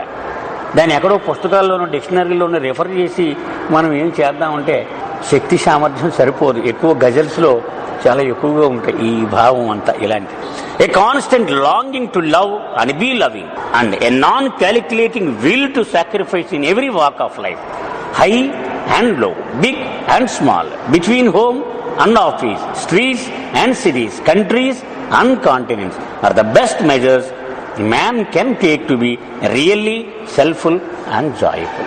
నిజంగా ఒకరి ప్రేమను ఎలాగ మనం కొలవగలము అంటే వాడు ప్రేమపూర్వకముగా జీవనము సాగిస్తున్నాడా లేదా అనేటువంటిది దానికి బాబా చెప్తున్నారు. నిరంతరమైన తపన ఉండాలట. ఇదేమిటది? ప్రేమించాలి, ఎవరిని ద్వేషించకూడదు, వీలైతే మనం మంచి చెయ్యాలి ఎవరికైనా అనేటువంటి తపన. A non calculating will to sacrifice in every walk of life. అవకాశం దొరికినప్పుడల్లా మనం ఈ ప్రతివాడికి ఎంతో కొంత నాకున్నది త్యాగము చెయ్యాలి అనేటువంటి ఒక సంకల్పం. నాన్ క్యాలిక్యులేటింగ్ అంటే లాభ నష్టాలతో సంబంధము లేకుండా. లాభం ఉన్నవాడికి ఎలాగో క్రైస్ట్ అంటాడు బైబిల్లో, నీకు మేలు చేసిన వాడికే నీవు మేలు చేస్తే నీ గొప్పతనం ఏమిటి? నన్ను పట్టుకోవడం వల్ల. దుర్మార్గుడు కూడా అదే చేస్తున్నాడు, దొంగ కూడా అదే చేస్తున్నాడు. నీకు మేలు చెయ్యని వాడికి చేస్తే అప్పుడు నన్ను పట్టుకున్నందుకు ఓహో శబాష్ అనడానికి నీకు అర్హత ఉంటుంది. లేకపోతే మామూలు ప్రతి మానవుడు అదే చేసేది, నీ పొడుగేమిటి అన్నాడు. అది ఇక్కడ బాబా చెప్తున్నాడు. సో నీవు ఏ జీవన మార్గము అవలంబించిన, వ్యాపారమా, ఉద్యోగమా, వ్యవసాయమా, ఏదైనా సరే, పెద్దదా చిన్నదా, నగరమా పల్లెటూరా, వీటితో సంబంధము లేకుండా ఎప్పుడు సహాయము చేయడానికి సిద్ధముగా ఉండాలి. అనేక మంది మనకు కనపడుతూ ఉంటారు మన జీవితంలో. బాబా లవర్సే అవ్వక్కర్లే, చాలామంది ఉంటారు ఇలా. నాకు తెలిసిన వాళ్ళు మా కలీగ్స్ కూడా ఉన్నారండి. ఇప్పటికీ మనం జ్ఞాపకం తెచ్చుకున్నప్పుడల్లా మనం చెయ్యలేము. అది మనం ఊహ మాత్రంగా కూడా మనం చేయలేము. అలాగే ఉదాహరణకు ఆయన బాంబే మహారాష్ట్ర స్టేట్ హెడ్ అండి. ఆయన మహారాష్ట్రకి హెడ్ అయిన మా బ్యాంకులోనే. మాకు ఎప్పుడూ 30 ఏళ్ల క్రితం కలిసి పనిచేసాం. ఆయన మా దానిలో కలిసి చేశాం. ఒక మెసెంజర్ చేసి రిటైర్ అయిపోయిన వాడు కొడుకు ఇంటర్వ్యూకి వెళ్ళాడు బొంబాయి. వెళ్ళి అక్కడ రాత్రి 12:30కి మోసం చేసి ఒక ట్యాక్సీ వాడు దింపేసి వెళ్ళిపోయాడు. వాళ్ళ నాన్నకు ఫోన్ చేస్తే వాళ్ళ నాన్న నాకు ఫోన్ చేశాడు. ఏం చేయాలండి, ఇలా ఉండు, బొంబాయిలో ఎవడో తెలిసాడు. నాకు ఈయనే తెలుసు, మరి ఏం చేస్తాను, ఫోన్ చేశాను. లేపాను పాపం 12ంటికి. ఒక్కసారి డీటెయిల్స్ చెప్పన్నాడు, రాసుకున్నాడు. వాడు నాకు తెలిసిన డీటెయిల్స్ ఇవ్వండి, వాడిని ఫోన్ నెంబర్ నాకు ఇచ్చే అన్నాడు. ఆయన ఆ కారు పార్కింగ్లోంచి తీయడమే కష్టం. కారు తీసుకొని అడ్రస్ పట్టుకొని వెళ్ళి వాడిని ఎక్కించుకొని ఇంటికి తీసుకొచ్చి తన రూమ్లో పడుకోబెట్టుకొని పొద్దున్న ఆఫీస్కి పర్మిషన్ పెట్టి వీడు ఏ ఇంటర్వ్యూకి అయితే ఆ ఇంటర్వ్యూకి వెళ్ళి ఆ సీఈఓని కలిసి ఆయన సోన్సో వీడు మోసపోయి రాత్రి షాక్లో ఉన్నాడని హెల్ప్ చేయమని చెప్పి అపాయింట్మెంట్ ఇప్పించి అప్పుడే ఆయన ఆఫీస్కి. మనము చెయ్యగలమా? అసలు 0.01% కూడా అవకాశం లేదు. అంటే మనం చెయ్యగలిగినా చెయ్యం. అది నేను అంటుంటాను. ఆడెవడో మనకేం. ఆయన అలాగే చేస్తాడు, ఎవరికి వచ్చినా అలాగే చేస్తాడు. అంటే అంత సహజమైనటువంటి లవబుల్ హ్యూమన్ బీయింగ్ అండి. చాలా ఇప్పటికీ ఉన్నారండి. చాలా ఉత్తముడు, మంచి క్రిస్టియన్ ఆయన, కేరళకి. అంటే అప్పుడు అనిపిస్తుంది వాడు అలా జీవించాలి మనిషి. అది ఇక్కడ బాబా చెప్పాడు. పెద్దవాడా చిన్నవాడా, అది సిటీయా పల్లెటూరా, అది ఏ సమయమో, అది ఏమీ లేదు, మనం చెయ్యగలిగితే చేసేయడమే. అది ఇక్కడ బాబా చెప్పాడు. మనం చెయ్యగలిగితే చేసేయడమే, అంతే. అది పెద్ద సాయమా చిన్న సాయమా ఉన్నారు, చాలా మంది ఉన్నారు మన ప్రపంచంలో, మనకు తగులుతూ ఉంటారు. Love is different from lust. అలాగే కామము ప్రేమకు పూర్తిగా భిన్నమైనటువంటిది. కామము అంటే లైంగికపరమైన చర్య అనే కాదు. విషయవాంఛ చాలా తీవ్రముగా గాఢముగా ఉంటే అది కూడా కామము అని, లస్ట్ అని అంటూ ఉంటాం. మనం ఇంగ్లీష్లో వాడుక లస్ట్ అనేటువంటిది కేవలము కామము అంటే లైంగికపరమైనటువంటి వాంఛ మాత్రమే కాదు, విషయాల పట్ల తీవ్రమైనటువంటి కోరిక ఉండడము కూడా lust. In lust there is dependence upon the physical object. ఈ లస్ట్ కామములో ఒక వ్యక్తి మీద కేంద్రీకృతమైనటువంటి ఆకర్షణ, ఆ వ్యక్తికి సంబంధించినది. Another spiritual subordination of the soul to it. అందుచేత ఆధ్యాత్మికంగా చూస్తే ఆత్మని కూడా ఆ విషయం తర్వాతే, ఆ విషయమే ప్రధానము.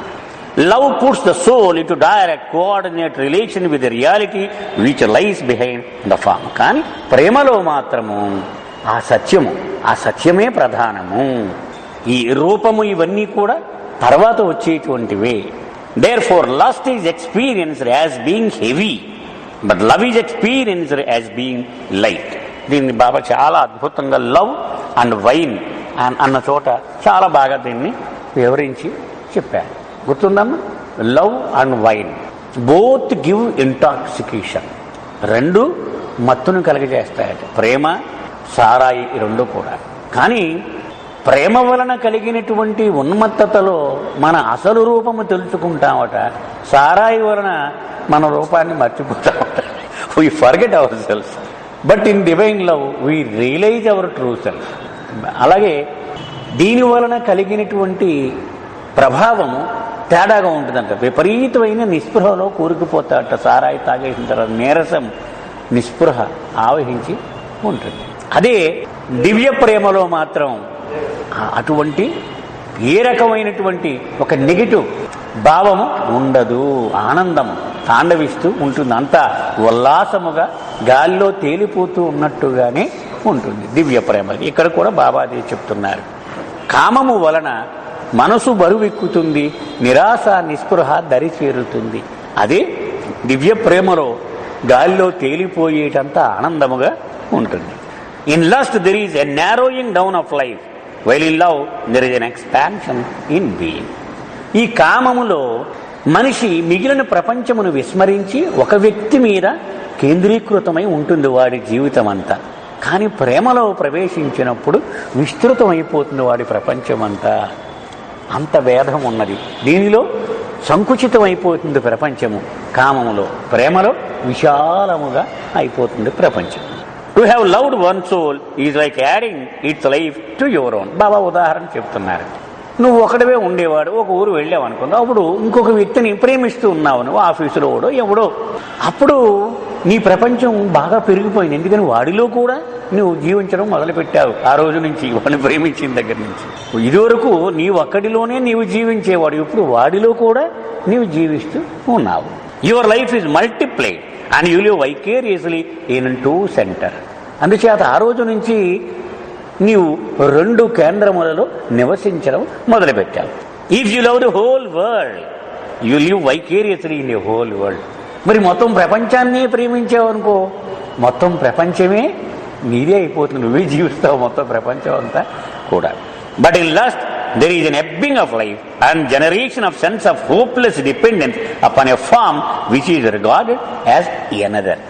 మన కామములో ఒక వ్యక్తికి సంబంధించి ఉండడం వలన ఆ వ్యక్తి భౌతికమైన దేహము ఉంటేనే వీడు దానిని అనుభవించగలడు.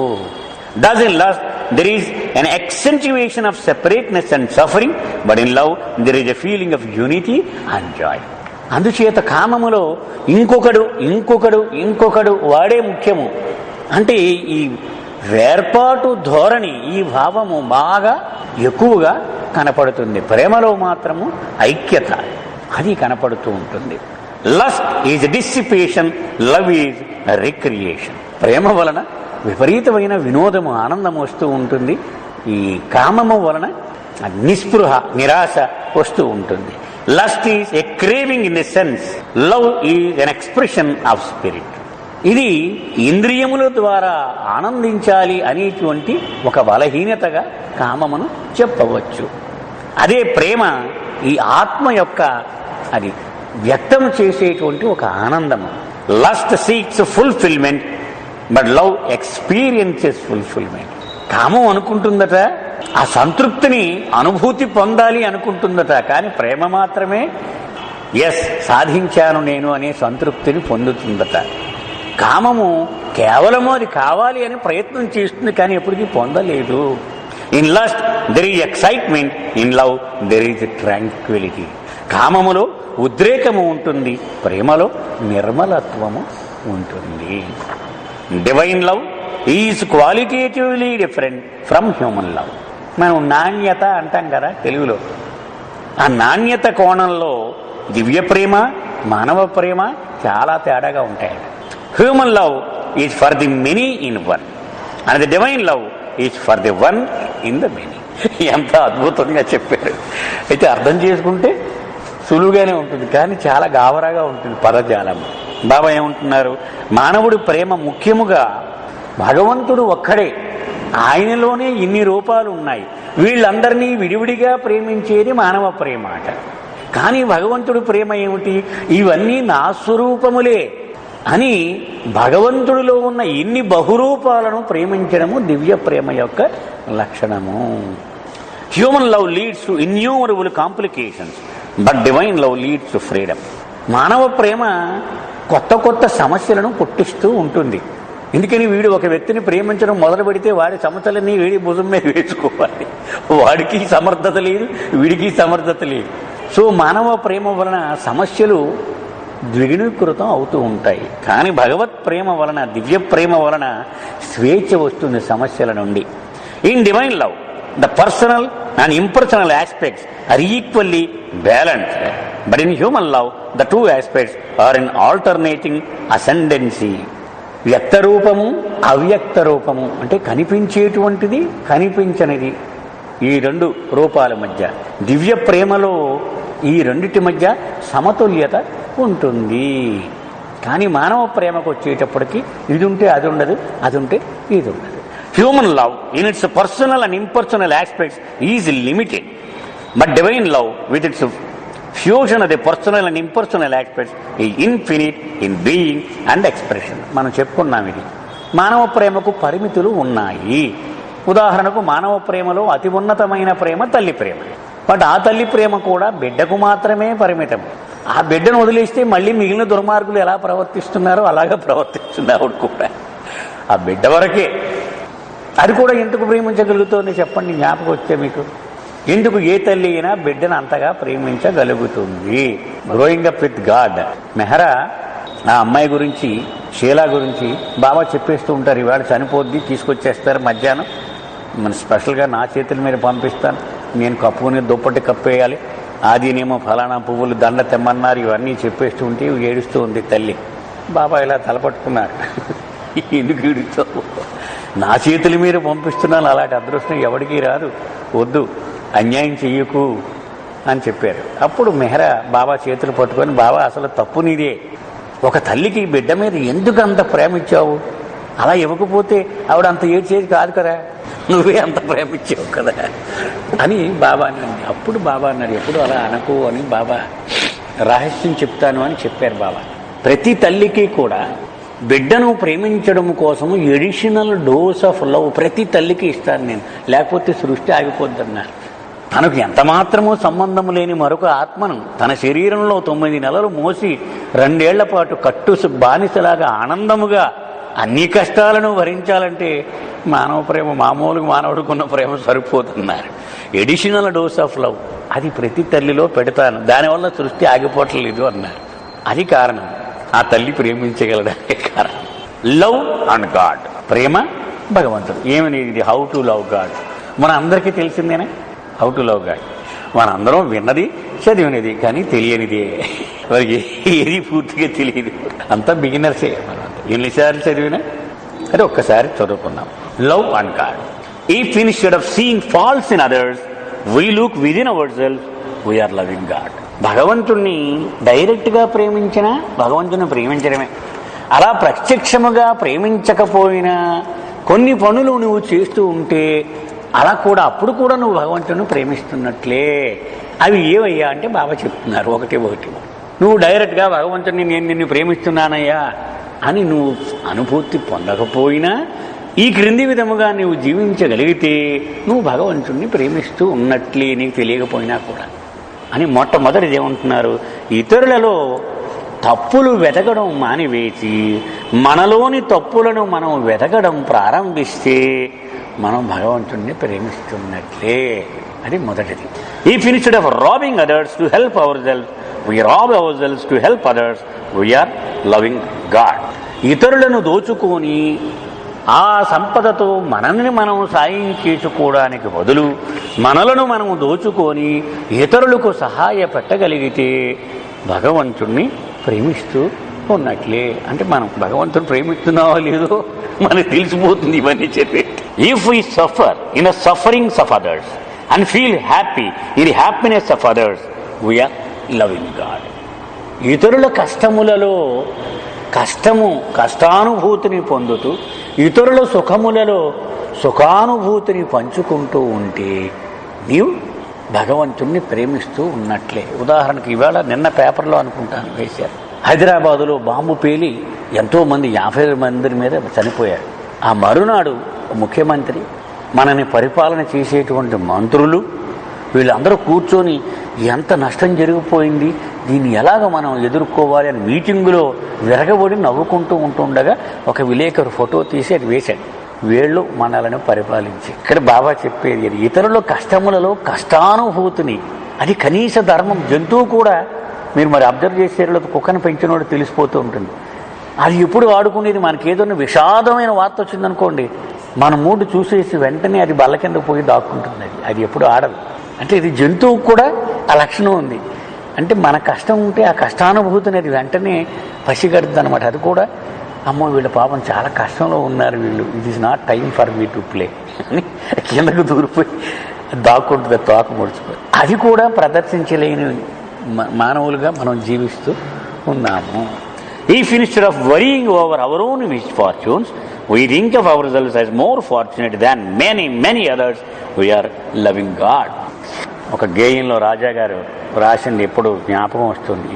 నా ఎదుటివాడి కంటే నేను బాగుపడిపోలేరి, వాడు నాకంటే పెద్ద మేడ కట్టేశాడే అని ఏడ్చే బదులు ఒక కుష్ఠరోగి కంటే, ఒక గుడ్డివాడి కంటే, ఒక అంగవిహీనుడి కంటే చాలా అదృష్టవంతుడనని, నా భార్యాపిల్లలతో గెంజో కల్లో ఏదో ఒకటి తాగి బతుకుతున్నాను, ఎంత ఆనందం అని ఏ రోజుకు ఆ రోజు భగవంతుడికి రుణపడి ఉంటే భగవంతుడిని నీవు ప్రేమిస్తూ ఉన్నట్లే. అదే ఇక్కడ బాబా చెప్తున్నారు, ఎంతమందికంటూ నేను అదృష్టవంతుడిని కదా, వాడి కాళ్ళు లేదు, వీడికి కన్ను లేదు, వీడికి చెయ్యి లేదు. If we endure our Lord with patience and contentment accepting it as his will, we are loving God. మనకి భగవంతుడు ఏ ఐశ్వర్యం అయితే ఇచ్చాడో దాన్ని సహనముతో సంతృప్తితో అది ఆయన ఇచ్చగా మనం స్వీకరించి జీవనము సాగించగలిగితే మనము భగవంతుణ్ణి ప్రేమిస్తూ ఉన్నట్లే. If you understand that the greatest act of devotion towards God is not to harm any of his beings, we are loving God. భగవంతుడి పట్ల మన ఆరాధన చూపించడములో ఏ జీవికి కూడా హాని కలిగించడము కంటే గొప్ప చర్య మరేదీ లేదు భగవంతుడి పట్ల మన ఆరాధనను చూపించడం అని గనక నీవు తెలుసుకోగలిగితే భగవంతుణ్ణి ప్రేమిస్తూ ఉన్నట్లే. ఎన్ని మొత్తం 1 2 3 4 5 6 వచ్చాయి. ఇవి గనక ఇందులో ఏది చేస్తూ ఉన్నా మనం భగవంతుణ్ణి ప్రేమిస్తూ ఉన్నట్లే.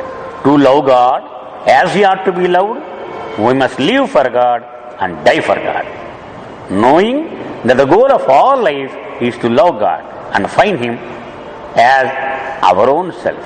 భగవంతుణ్ణి ప్రేమించవలసిన రీతిలో ప్రేమించాలి అంటే మనము భగవంతుడి కోసమే జీవించాలి, భగవంతుడి కోసమే మరణించాలి. అంటే ఒక క్షణము కూడా మన కోసము మనము బ్రతకజాలము. ఒక సందర్భంలో బాబా అన్నారు, నువ్వు నన్ను ప్రేమించింది నిజమైతే నీ జీవితంలో ఒక్క క్షణము కూడా నీ గురించి నీవు జీవించడానికి ఇష్టపడవు అన్నారు. మనము ఇదిగో బ్యాడ్జీలు పెట్టుకుని తిరుగుతున్నాం మన భావాల వర్షాన్ని. మనకి ఏ పని లేకపోతే, ఇక మనం ఏది డిస్టర్బ్ చెయ్యకపోతే ఓన్ సెంటర్కి వెళదాము అనే పరిస్థితిలో మనం ఉన్నాం. సో ఆయన చెప్పేది the other extreme, knowing that the goal of all life is to love God. మనం ఏమిటి తెలుసుకోవాలట? అసలు ఈ జీవితం యొక్క గమ్యం ఏమిటి అంటే భగవంతుణ్ణి ప్రేమించడం, and find him as our own self. అలా ప్రేమించి ప్రేమించి ప్రేమించి చివరికి ఏది సాధించాలి? నా అసలు నేను ఆయనే అని పరమసత్యమును అనుభూతి పొందాలి. Therefore let us become the soldiers of God. ఇది ఇంపార్టెంట్. ఇక్కడ ఇదంతా చెప్పేసి బాబా అంటున్నారు. అందుచేత మనకు చాలా తెలుసు భగవంతుడి గురించి విషయాలు, ప్రపంచానికి తెలియదు కదా. అందుచేత మనము భగవంతుడి సైనికులుగా మారిపోదాం. Let us struggle for the truth. సత్యము కోసము మనం పోరాటము చేద్దాం. Let us live not for ourselves but for others. మన కోసము జీవితము సాగించడానికి బదులు ఇతరుల కోసము జీవించడం మొదలు పెడదాం. Let us speak truly, think truly and act truly. అందుచేత సత్యమును పలుకుదాం, సత్యమును ఆలోచిద్దాం, సత్యమైన పనులు చేద్దాం. Let us be honest as God is infinite honesty. భగవంతుడు అనంతమైనటువంటి నిజాయితీ కాబట్టి మనము కూడా ఆయనను ప్రేమించడానికి అర్హులు అవ్వాలి అంటే నిజాయితీని అలవర్చుకోవాలి. Let us return love for hatred. అందుచేత ఎవడైనా మనల్ని ద్వేషిస్తే వాడికి బదులు ప్రేమనిద్దాం మనం. And win others over to God. దాని ద్వారా వాడిలో పరివర్తన వచ్చి వీడిలాగా నేను కూడా దేవుణ్ణి పట్టుకోవాలరా అని వాడు మారిపోవాలి జీవితంలో. Let the world know. ఇది మోస్ట్ ఇంపార్టెంట్ ఈవేళ చదివిన అన్నిట్లో. Let the world know that above everything the most dear to our hearts is God the supreme reality. ఇది బాబా ఆర్డర్ అన్నమాట. ఇది మనందరికీ. Let the world know. నీ చుట్టూ ఉన్న ప్రపంచం తెలిసేలాగా చెప్పు వాడికి. ఏమని? అన్ని విషయాల కంటే భగవంతుడే నా హృదయమునకు అత్యంత ప్రీతిపాత్రుడు అని చెప్పు ప్రపంచానికి అంటున్నాడు. The supreme reality. ఎందుకట? అనంతమైనటువంటి సత్యము ఆయనే కాబట్టి ఆయనే నాకు ఇష్టము. Besides keeping God before our self in our daily life and loving him by loving our fellow men, we can love God by surrendering to the Sadguru or a perfect master who is God's personal manifestation, or to the God man who is God descended directly into form. చివరిలో బాబా చెప్తున్నారు, మన దైనందిన జీవితాలలో భగవంతుడి యొక్క ఆ రూపాన్ని మన మనోనేత్రం ముందు అలా పెట్టుకొని మనం జీవనం సాగిస్తూ ఉండాలి. మొన్న అనుకున్నాం, జాక్సీ స్మాల్ అనేటువంటి ఒక అమెరికన్ ఆయన సలహా ఇచ్చాడు అని జ్ఞాపకం ఉందని. మన హృదయం అనేటువంటి ఒక పెద్ద హాలు, ఆ హాల్లో సాధారణంగా మనం బాబాకు ఒక మూల ఎంత స్థానం ఇచ్చి అక్కడ కూర్చోబెడుతూ ఉంటాం. అది సరిపోదు. హాలు మధ్యలో ఆయన కూర్చోబెట్టి ఏది చేసినా ఆయన అలా కనపడుతూ ఉండాలి నీకు. అలాగ నీ జీవనం సాగించాలి. అదే ఇక్కడ బాబా చెప్తున్నారు. ఆయన రూపము నీ మనోనేత్రం ముందు ఉంచుకునే నీ జీవనంలో అనేక క్రియలు చేస్తూ ఉండు. ఇలా చేస్తూ కూడా మన తోటి వాళ్ళని ప్రేమిస్తూ కూడా మరొక సులువైన సూక్ష్మం చెబుతానంటున్నారు బాబా. ఏమిటది? We can love God by surrendering to the Sadguru or to the God man who is God descended directly into form. సద్గురువుకు కానీ అవతార పురుషునికి కానీ మనము సర్వార్పణ చేసుకుని జీవించవచ్చు. To surrender to any of these is to surrender to God himself. సద్గురువుకి కానీ అవతారుడు కానీ ఇద్దరిలో ఎవరికి నీవు సర్వార్పణైనా సాక్షాత్తు భగవంతుడికి సర్వార్పణ అయినట్లే. This is my song. Baba ఒక పాట కూడా రాసి, నేను రాసిన పాట చూడండి అంటున్నాను. For the rich I'm the richest. డబ్బున్న వాళ్ళందరికీ నేను బాగా డబ్బున్నవాడు, నాకంటే డబ్బున్నవాడు ఎవడూ లేడు. For the poor I'm the poorest. గర్భదరిద్రులందరిలోకి మహాదరిద్రుని నేనే, నాకంటే దరిద్రుడు ఎవడూ లేడు. For the literate I'm the most literate. మహాపండితులందరికీ ఉద్దండ పండితుడిని, నాకంటే పండితుడు ఎవడూ లేడు. For the illiterate I'm the most illiterate. నిరక్షర కుక్షులు ఎవరైనా ఉంటే వాళ్ళందరిలోకి నిరక్షరుడిని, నేనే నిరక్షరాక్షరుడిని. Thus I'm one of you, one with you and one in you and we are all one. అలా మీలో ఒకరిని, మీతో ఒకరిని మీలో ఒకడిని, అండ్ వీఆర్ ఆల్ వన్, మనందరము ఒక్కటే. To have my real darshan is to find me. నా నిజరూపాన్ని దర్శించుకుంటే నన్ను నువ్వు పొందేసినట్టే లెక్క. బాబా చెప్తున్నారు నా నిజరూపాన్ని. అయితే మళ్ళీ బాబా చెప్పారు, నువ్వు చూసేది ఇది కాదు నా నిజరూపము అని కూడా చెప్పారు. The way to find me is to find your abode in me. ఎలాగయ్యా నాలో? The way to find me is to find your abode in me. అది నన్ను పొందడం అంటే ఎలాగంటే నీ నివాసము నాలోనే ఉన్నది అన్న సత్యమును కనుగొనాలి నీవు. అప్పుడు నన్ను పొందినట్లే నీవు. And the only one and sure way to find your abode in me is to love మీ. నాలోనే నీ అసలు నివాసము ఉన్నది అన్న పరమసత్యము కనుక్కోవాలంటే ఒకే ఒక్క మార్గం ఉంది, నన్ను ప్రేమించడమే. To love me as I love you, you must receive my grace. నేను నిన్ను ఎలా ప్రేమిస్తున్నానో నీవు కూడా అలా నన్ను ప్రేమించాలి అంటే నీ తరమగా దానికి నా అనుగ్రహము కావాలి, నా కృప కావాలి. Only my grace can bestow the gift of divine love. నా కృప మాత్రమే దివ్య ప్రేమ అనే కానుకను నీకు ఇప్పించగలదు. మనం అనుకున్నాం ప్రేమించడం మంద కాదు, అది ఆయనదే. అది to receive my grace you must obey me whole heartedly.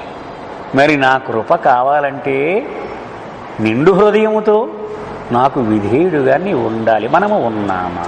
బాబా సాయం చేయలేదండి, ఏదో అనుకుంటూ ఉంటాం మనం, ఇంత చేస్తున్నానండి అయినా ఇలా చేసేసారండి బాబా. కానీ మరి మనము ఆయన చెప్పినట్టు ఉంటున్నామా? విధేయుడిగా ఉండాలంటున్నారు. Wholeheartedly. హోల్ హార్టెడ్లీ అంటే నిండు హృదయములో, హృదయము నిండా.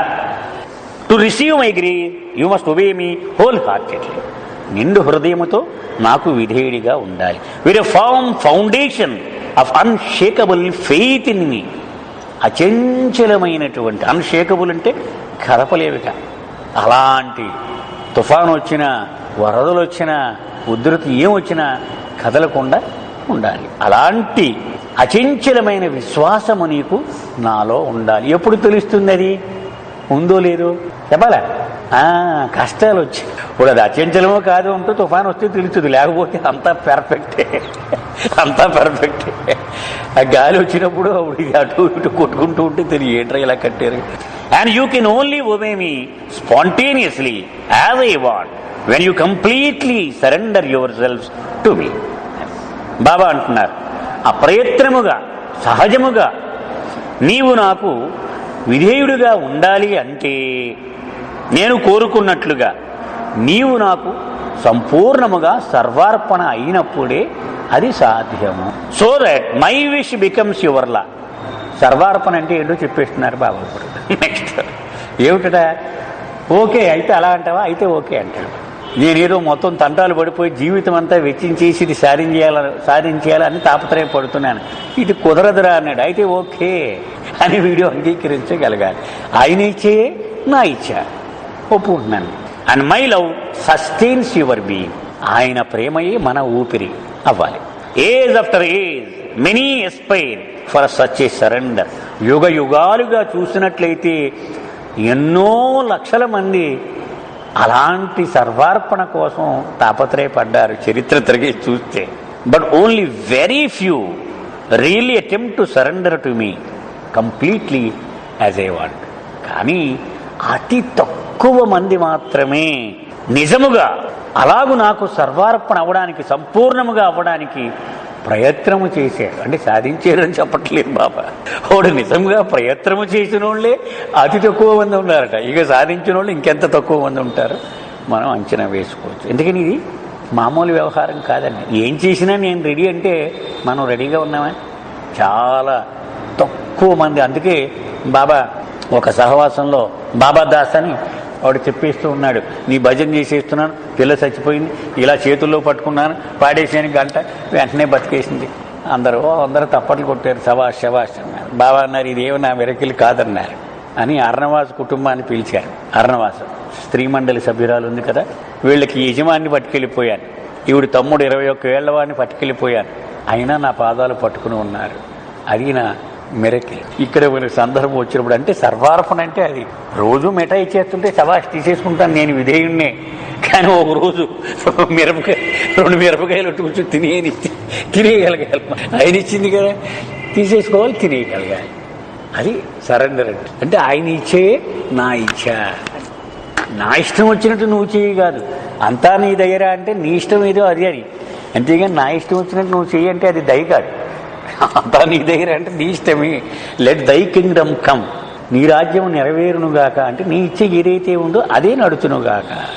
హీ హూ సక్సీడ్స్ అల్టిమేట్లీ, అలాగూ సర్వార్పణ చెయ్యడంలో ఎవడైతే విజయవంతమయ్యాడో అల్టిమేట్లీ నాట్ ఓన్లీ ఫైండ్స్ మీ, వాడు చివరికి నన్ను కనుగొనడమే కాదు, బట్ బికమ్స్ మీ, నేనుగా అయిపోతాడు వాడు. And realises the aim of life, జీవితాశయాన్ని వాడు సిద్ధించుకున్నవాడు అవుతాడు. ఇది బాబా స్వయంగా రాసినటువంటి పద్యం.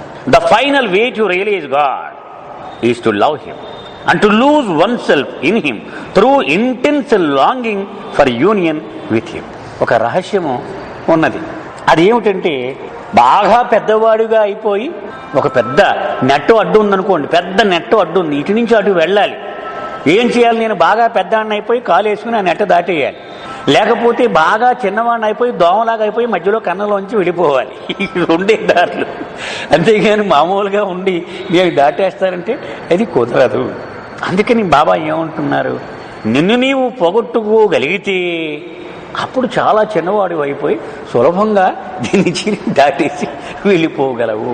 దానికి చిన్నవాడవడానికి ప్రేమ ఒక్కటే మార్గము.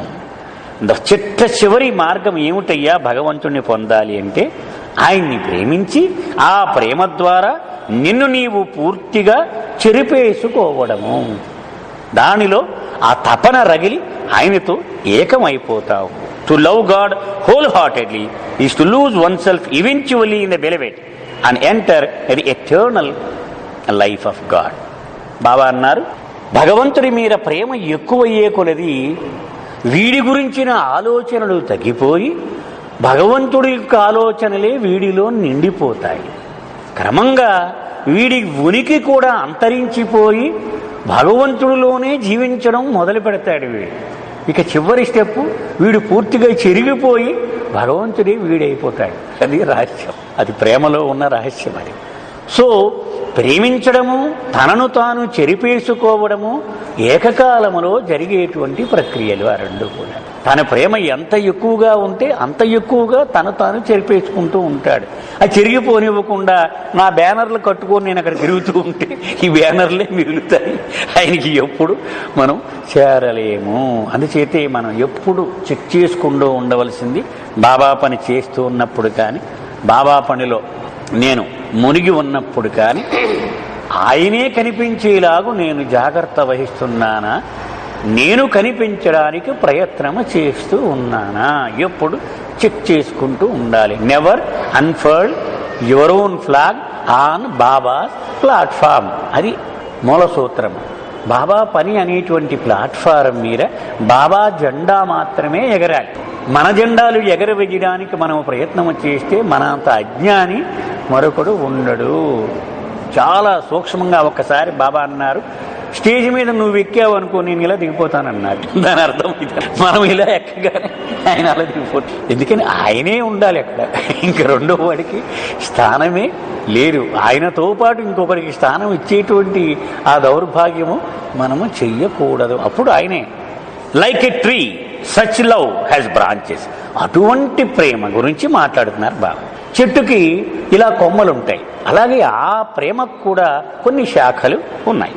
Branches of whole heart devotion, నిండు హృదయముతో కూడిన ఆరాధన, అందులో ఒక కొమ్మ.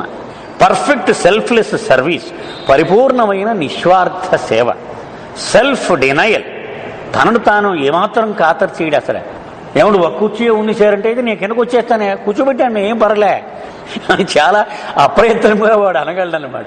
ఏం పర్వాలేదు నేను కింద కూర్చుంటానంటే. సెల్ఫ్ సాక్రిఫైస్, అంతేకాదు తనను తాను అవసరమైతే త్యాగం కూడా చేసేసుకుంటాడు.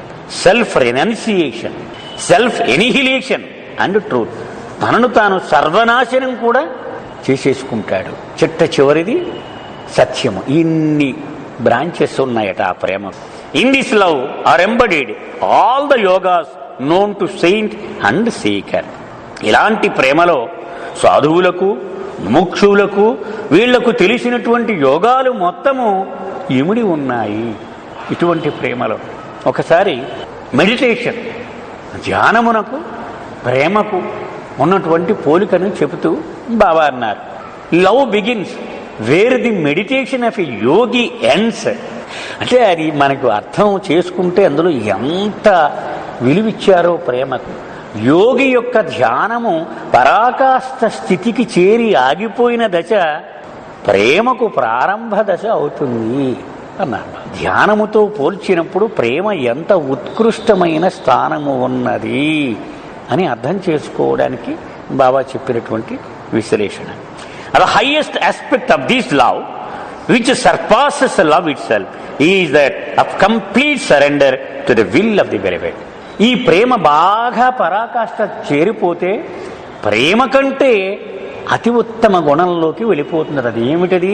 ప్రియతముని ఇచ్చకు 100% అంకితమైపోయి ఉండిపోతుంది. శత్రుఘ్న కుమార్ అతని కొడుకు సిక్గా ఉండేవాడు. పూనాలోనూ ఎక్కడో హాస్పిటల్లో పెట్టారు, చనిపోయాడు. బాబా మేరాజార్లో ఉన్నారు, కబురు వచ్చింది. అప్పుడు బాబా పిలిచాడు, ఏమో పోయాడయ్యా నీ కొడుకు అని. అలాగా బాబా అన్నాడు. నేను ఇప్పుడు డ్యాన్స్ కట్టమంటే నువ్వు డ్యాన్స్ కడతావా అన్నాడు. రెడీ అన్నాడు. అంటే బాబా ఆ ప్రేమ అంటే అది ఎంత మనం అనుకున్నంత సులువు కాదు అని. Suppose I ask you to dance, will you do it? Happily I will do it Baba. Baba ప్రేమ ఆలింగనం చేసి అది ప్రియతముడి ఇచ్చకు నిలబడి ఉండడం అంటే అన్ని బాగున్నప్పుడు అందరూ నిలబడే ఉంటారు, కానీ కష్టములు చుట్టుముట్టినప్పుడు అప్పుడు నిలబడి ఉండడం. This means complete obedience to his wish regardless of the cost. అంటే సర్వార్పణ అంటే దాన్ని మళ్ళీ విశ్లేషణ బాబా అర్థం చెప్తూ ఉన్నారు. అనగా అర్థం ఏమిటయ్యా అంటే ఆయన ఇచ్చకు 100% బద్ధుడై ఉండడము. అది ఎంత భయంకరమైన పరిస్థితి అయినా సరే, ఎట్ ఎనీ కాస్ట్ అంటూ ఉంటాం కదా, దానిలో నేను ఎంత కష్టము భరించవలసి వచ్చినా okay. The perfect masters are always immersed in the joy of this union with God. సద్గురువులు భగవంతునితో ఇటువంటి ఐక్యము అనే మహానందములో మునిగి ఉంటారు ఎప్పుడూ కూడా. And can never be snared in the mazes of the illusory universe. అందుచేత వాళ్ళు ఎప్పుడు ఈ ప్రపంచము గురించి ఇటు బుర్ర తిప్పడానికి కూడా వాళ్ళు ఏమి ఇష్టపడరు. The perfect masters are always immersed in the joy of this union with God and can never be snared in the mazes of illusory universe. సద్గురువులు ఎప్పుడూ కూడా భగవంతుడితో ఏకమవ్వడం వలన లభించినటువంటి అనంత దివ్యానందములో మునిగిపోయి ఉంటారట వాళ్ళు ఎప్పుడూ కూడా. వాళ్ళు ఈ ప్రపంచం యొక్క భ్రాంతిలోనికి ఇలా బుర్ర తిప్పడానికి ఇష్టం ఉండదు వాళ్ళకి. Therefore they do not ordinarily pay any attention to the universe other than to divert the attention of humanity from the shadow to the substance. అంచేత తప్పనిసరి గత్యంతరం లేక వాళ్ళు ఈ ప్రపంచం వైపు చూస్తారు, లేకపోతే అసలు చూడడానికి ఇష్టం ఉండదట వాళ్ళు. ఎందుకంటే ఆ దివ్యానందాన్ని అనుభవిస్తున్న వాడికి రొంపికీసి మళ్ళీ చూడాలంటే వాడికి కష్టం. వాడు ఎందుకు చూస్తాడంటే ఈ మాయలో మునిగి ఉన్నవాడిని, ఈ భ్రాంతిని పట్టుకొని వేళ్లాడేవాడిని సత్య పదార్థము వైపు బుర్ర తిప్పడానికి వాడికి సాయం చేయడం కోసం తప్పనిసరిగా వాడు ఈ మాయ వైపు చూస్తాడు, లేకపోతే వాళ్ళకి ఇష్టం ఉండదు దీనికి. Divine love makes the individual true to himself and to others. ఒకరికి దివ్య ప్రేమ అలవడితే వాడికి వాడు నిజాయితీగా ఉంటాడు, ఇతరుల పట్ల నిజాయితీగా ఉంటాడు. It makes him live honestly comprehending that God is infinite honesty. ఆ దివ్య ప్రేమ ఉన్నవాడు తప్పనిసరిగా నిజాయితీగా జీవిస్తాడట. ఎందుకని? భగవంతుడు అనంతమైన నిజాయితీయే అని వాడికి విశ్వాసం ఉంటుందట. Divine love is the solution to all difficulties and problem. మనకు ఆయుర్వేదంలో కొన్ని మందులు ఉంటాయి, సర్వరోగ నివారణి, అది వేసేస్తే సరిపోతుందండి ఇంకంటే. అది బాబా చెప్తున్నారు, దివ్య ప్రేమ అనేటువంటిది అన్ని సమస్యలకు అన్ని కష్టాలకు ఏకైక పరిష్కారము. It frees man from all binding. అన్ని రకాల బంధనాల నుండి ఒక్కసారిగా వాడికి స్వేచ్ఛ లభించేలాగా చేస్తుంది. విడివిడిగా ఒక్కొక్క దానికి ఒక్కొక్క మందు వేయక్కర్లా, ఒక మందు వేస్తే అన్నిటికీ పరిష్కారం. ఇది makes him speak truly, think truly and act truly. ఇది గనక వాడికి అలవడితే వాడి ఆలోచనలు సత్యపరంగా ఉంటాయి, వాడి మాటలు సత్యమే ఉంటాయి, వాడి చేతలు కూడా సత్యమే అయి ఉంటాయి. It makes him feel one with the whole universe. మొత్తము విశ్వముతో కలిపి నేను ఒక్కడినే అనేటువంటి అనుభూతి అతను పొందుతూ ఉంటాడు. వాడు వేరు, వీడి వేరు, వీడి వేరు కాదు, అందరం ఒక్కటే. Divine love purifies the heart and glorifies one being.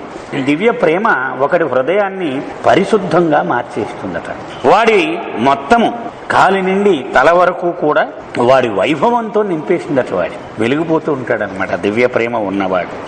When one truly loves God, that love is based on the desire to give up one's whole being to the beloved. ఒకడు భగవంతుడిని ప్రేమిస్తున్నాడు నిజముగా అంటే అర్థము వాడిలో ఒక తీవ్రమైన కోరిక ఉన్నది. ఏమిటిది? తన దేహము యావత్తు ప్రియతమ భగవంతుడి పాదాలకు బలి చేయడానికి వాడి తీవ్రమైన కోరిక వాడిలో ఉంటుంది. When one loves a perfect master, one longs to serve him, to surrender to his will, to obey him wholeheartedly. ఒకడు సద్గురువును ప్రేమిస్తే అతనికి సేవ చెయ్యాలి అనే తీవ్రమైన తపన వాడిని దహించి వేస్తూ ఉంటుంది. అలాగే ఆయన ఇచ్ఛకు సర్వార్పణ అయిపోవాలి అని వాడు తహతహలాడుతూ ఉంటాడు. నిండు హృదయముతో ఆయన ఏం చెబుతాడా అది చేద్దాము అని సిద్ధముగా ఉంటాడు. Thus pure real love longs to give and does not ask for anything in return. సారాంశం ఏమిటి?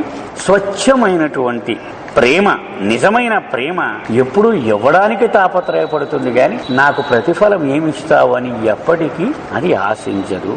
When an individual truly loves humanity, he longs to give all for its happiness. అలాగే మనకు దేశభక్తులు, దేశ నాయకులు చాలా మంది ఉంటారు. వాడు అలా దారాదత్తం చేసేస్తూ ఉంటాడు. అలాగ ఒకడు మానవాళిని ప్రేమించడం మొదలు పెడితే తన సర్వస్వాన్ని వాళ్ళ ఆనందం కోసము త్యాగం చేయడానికి సర్వసన్నద్ధముగా ఉంటాడు. When he truly loves his country, he longs to sacrifice life itself. అలాగే ఒకడు తన దేశాన్ని అంతగా ప్రేమించడం మొదలు పెడితే తన జీవితాన్ని బలి చేయడానికి ఎప్పుడూ సిద్ధముగా ఉంటాడు. Without seeking reward and without the least thought of having loved and served. వాడు ఏమీ ఆలోచన కూడా చేయడు. ఎంత ప్రేమించేని నా దేశాన్ని, నాకు ఏమిచ్చింది ఈ దేశం అనే ఆలోచన వాడికి ఎప్పుడు రాదు. When he truly loves his friend, he longs to help them without making them feel under the least obligation. అలాగే ఒక మిత్రుణ్ణి ప్రాణాధికంగా ప్రేమిస్తే వాడు రుణపడి ఉండాలి నాకు అని ఎంత ఆలోచన కూడా వాడికి ఉండదు. ఎప్పుడూ వాడికి సహాయం చేద్దామని తహతహలాడుతూ ఉంటాడు. True love for parents or family makes him long to give them every comfort at the cost of his own. అలాగే తన కుటుంబం గురించి కూడా వాళ్ళని ప్రేమించడము నిజమే అయితే తను ఎన్ని కష్టాలు పడ్డానికైనా ఆనందంగా సిద్ధంగా ఉండి వాళ్లను సుఖముగా ఉండడానికి ప్రయత్నం చేస్తాడు. Trust God completely and he will solve all difficulties. భగవంతుడి మీద సంపూర్ణమైన నమ్మకము కలిగి ఉండుము, విశ్వాసము కలిగి ఉండుము. ఆయన నీ కష్టములను అన్నిటినీ పరిష్కరించేస్తాడు.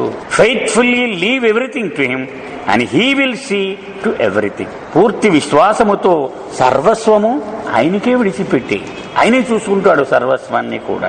Love God sincerely and he will reveal himself. నిండు నిజాయితీతో భగవంతుణ్ణి ప్రేమిస్తే ఆయన తన వైభవాన్ని ఆయనే నీకు వెల్లడి చేసుకుంటాడు. And as you love, your heart must love so that even your mind is not aware of. కానీ ప్రేమిస్తూ ఉన్నప్పుడు హృదయము భగవంతుని ప్రేమిస్తూ ఉన్నదని మనసు కూడా పసిగట్టకూడదట.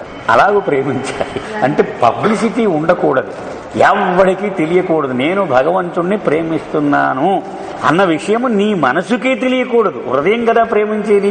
మనసు కూడా పసిగట్టలేనంత గుప్తముగా ఉండాలి నీ ప్రేమ. అంటే దీనికి అర్థమేమిటి? మనము ఆధ్యాత్మికంగా ఒక మనిషి తన జీవితాన్ని గడుపుతున్నాడు అని చెప్పడానికి వేషభాషలలో మార్పు అవలంబిస్తున్నాం కదా, దానికి ఇది కరెక్ట్గా సరిపోతుంది.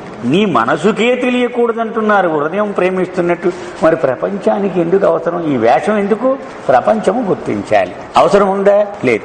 నీ మనసుకే తెలియనంత సీక్రెట్ గా ఉంచమన్నారు బాబా.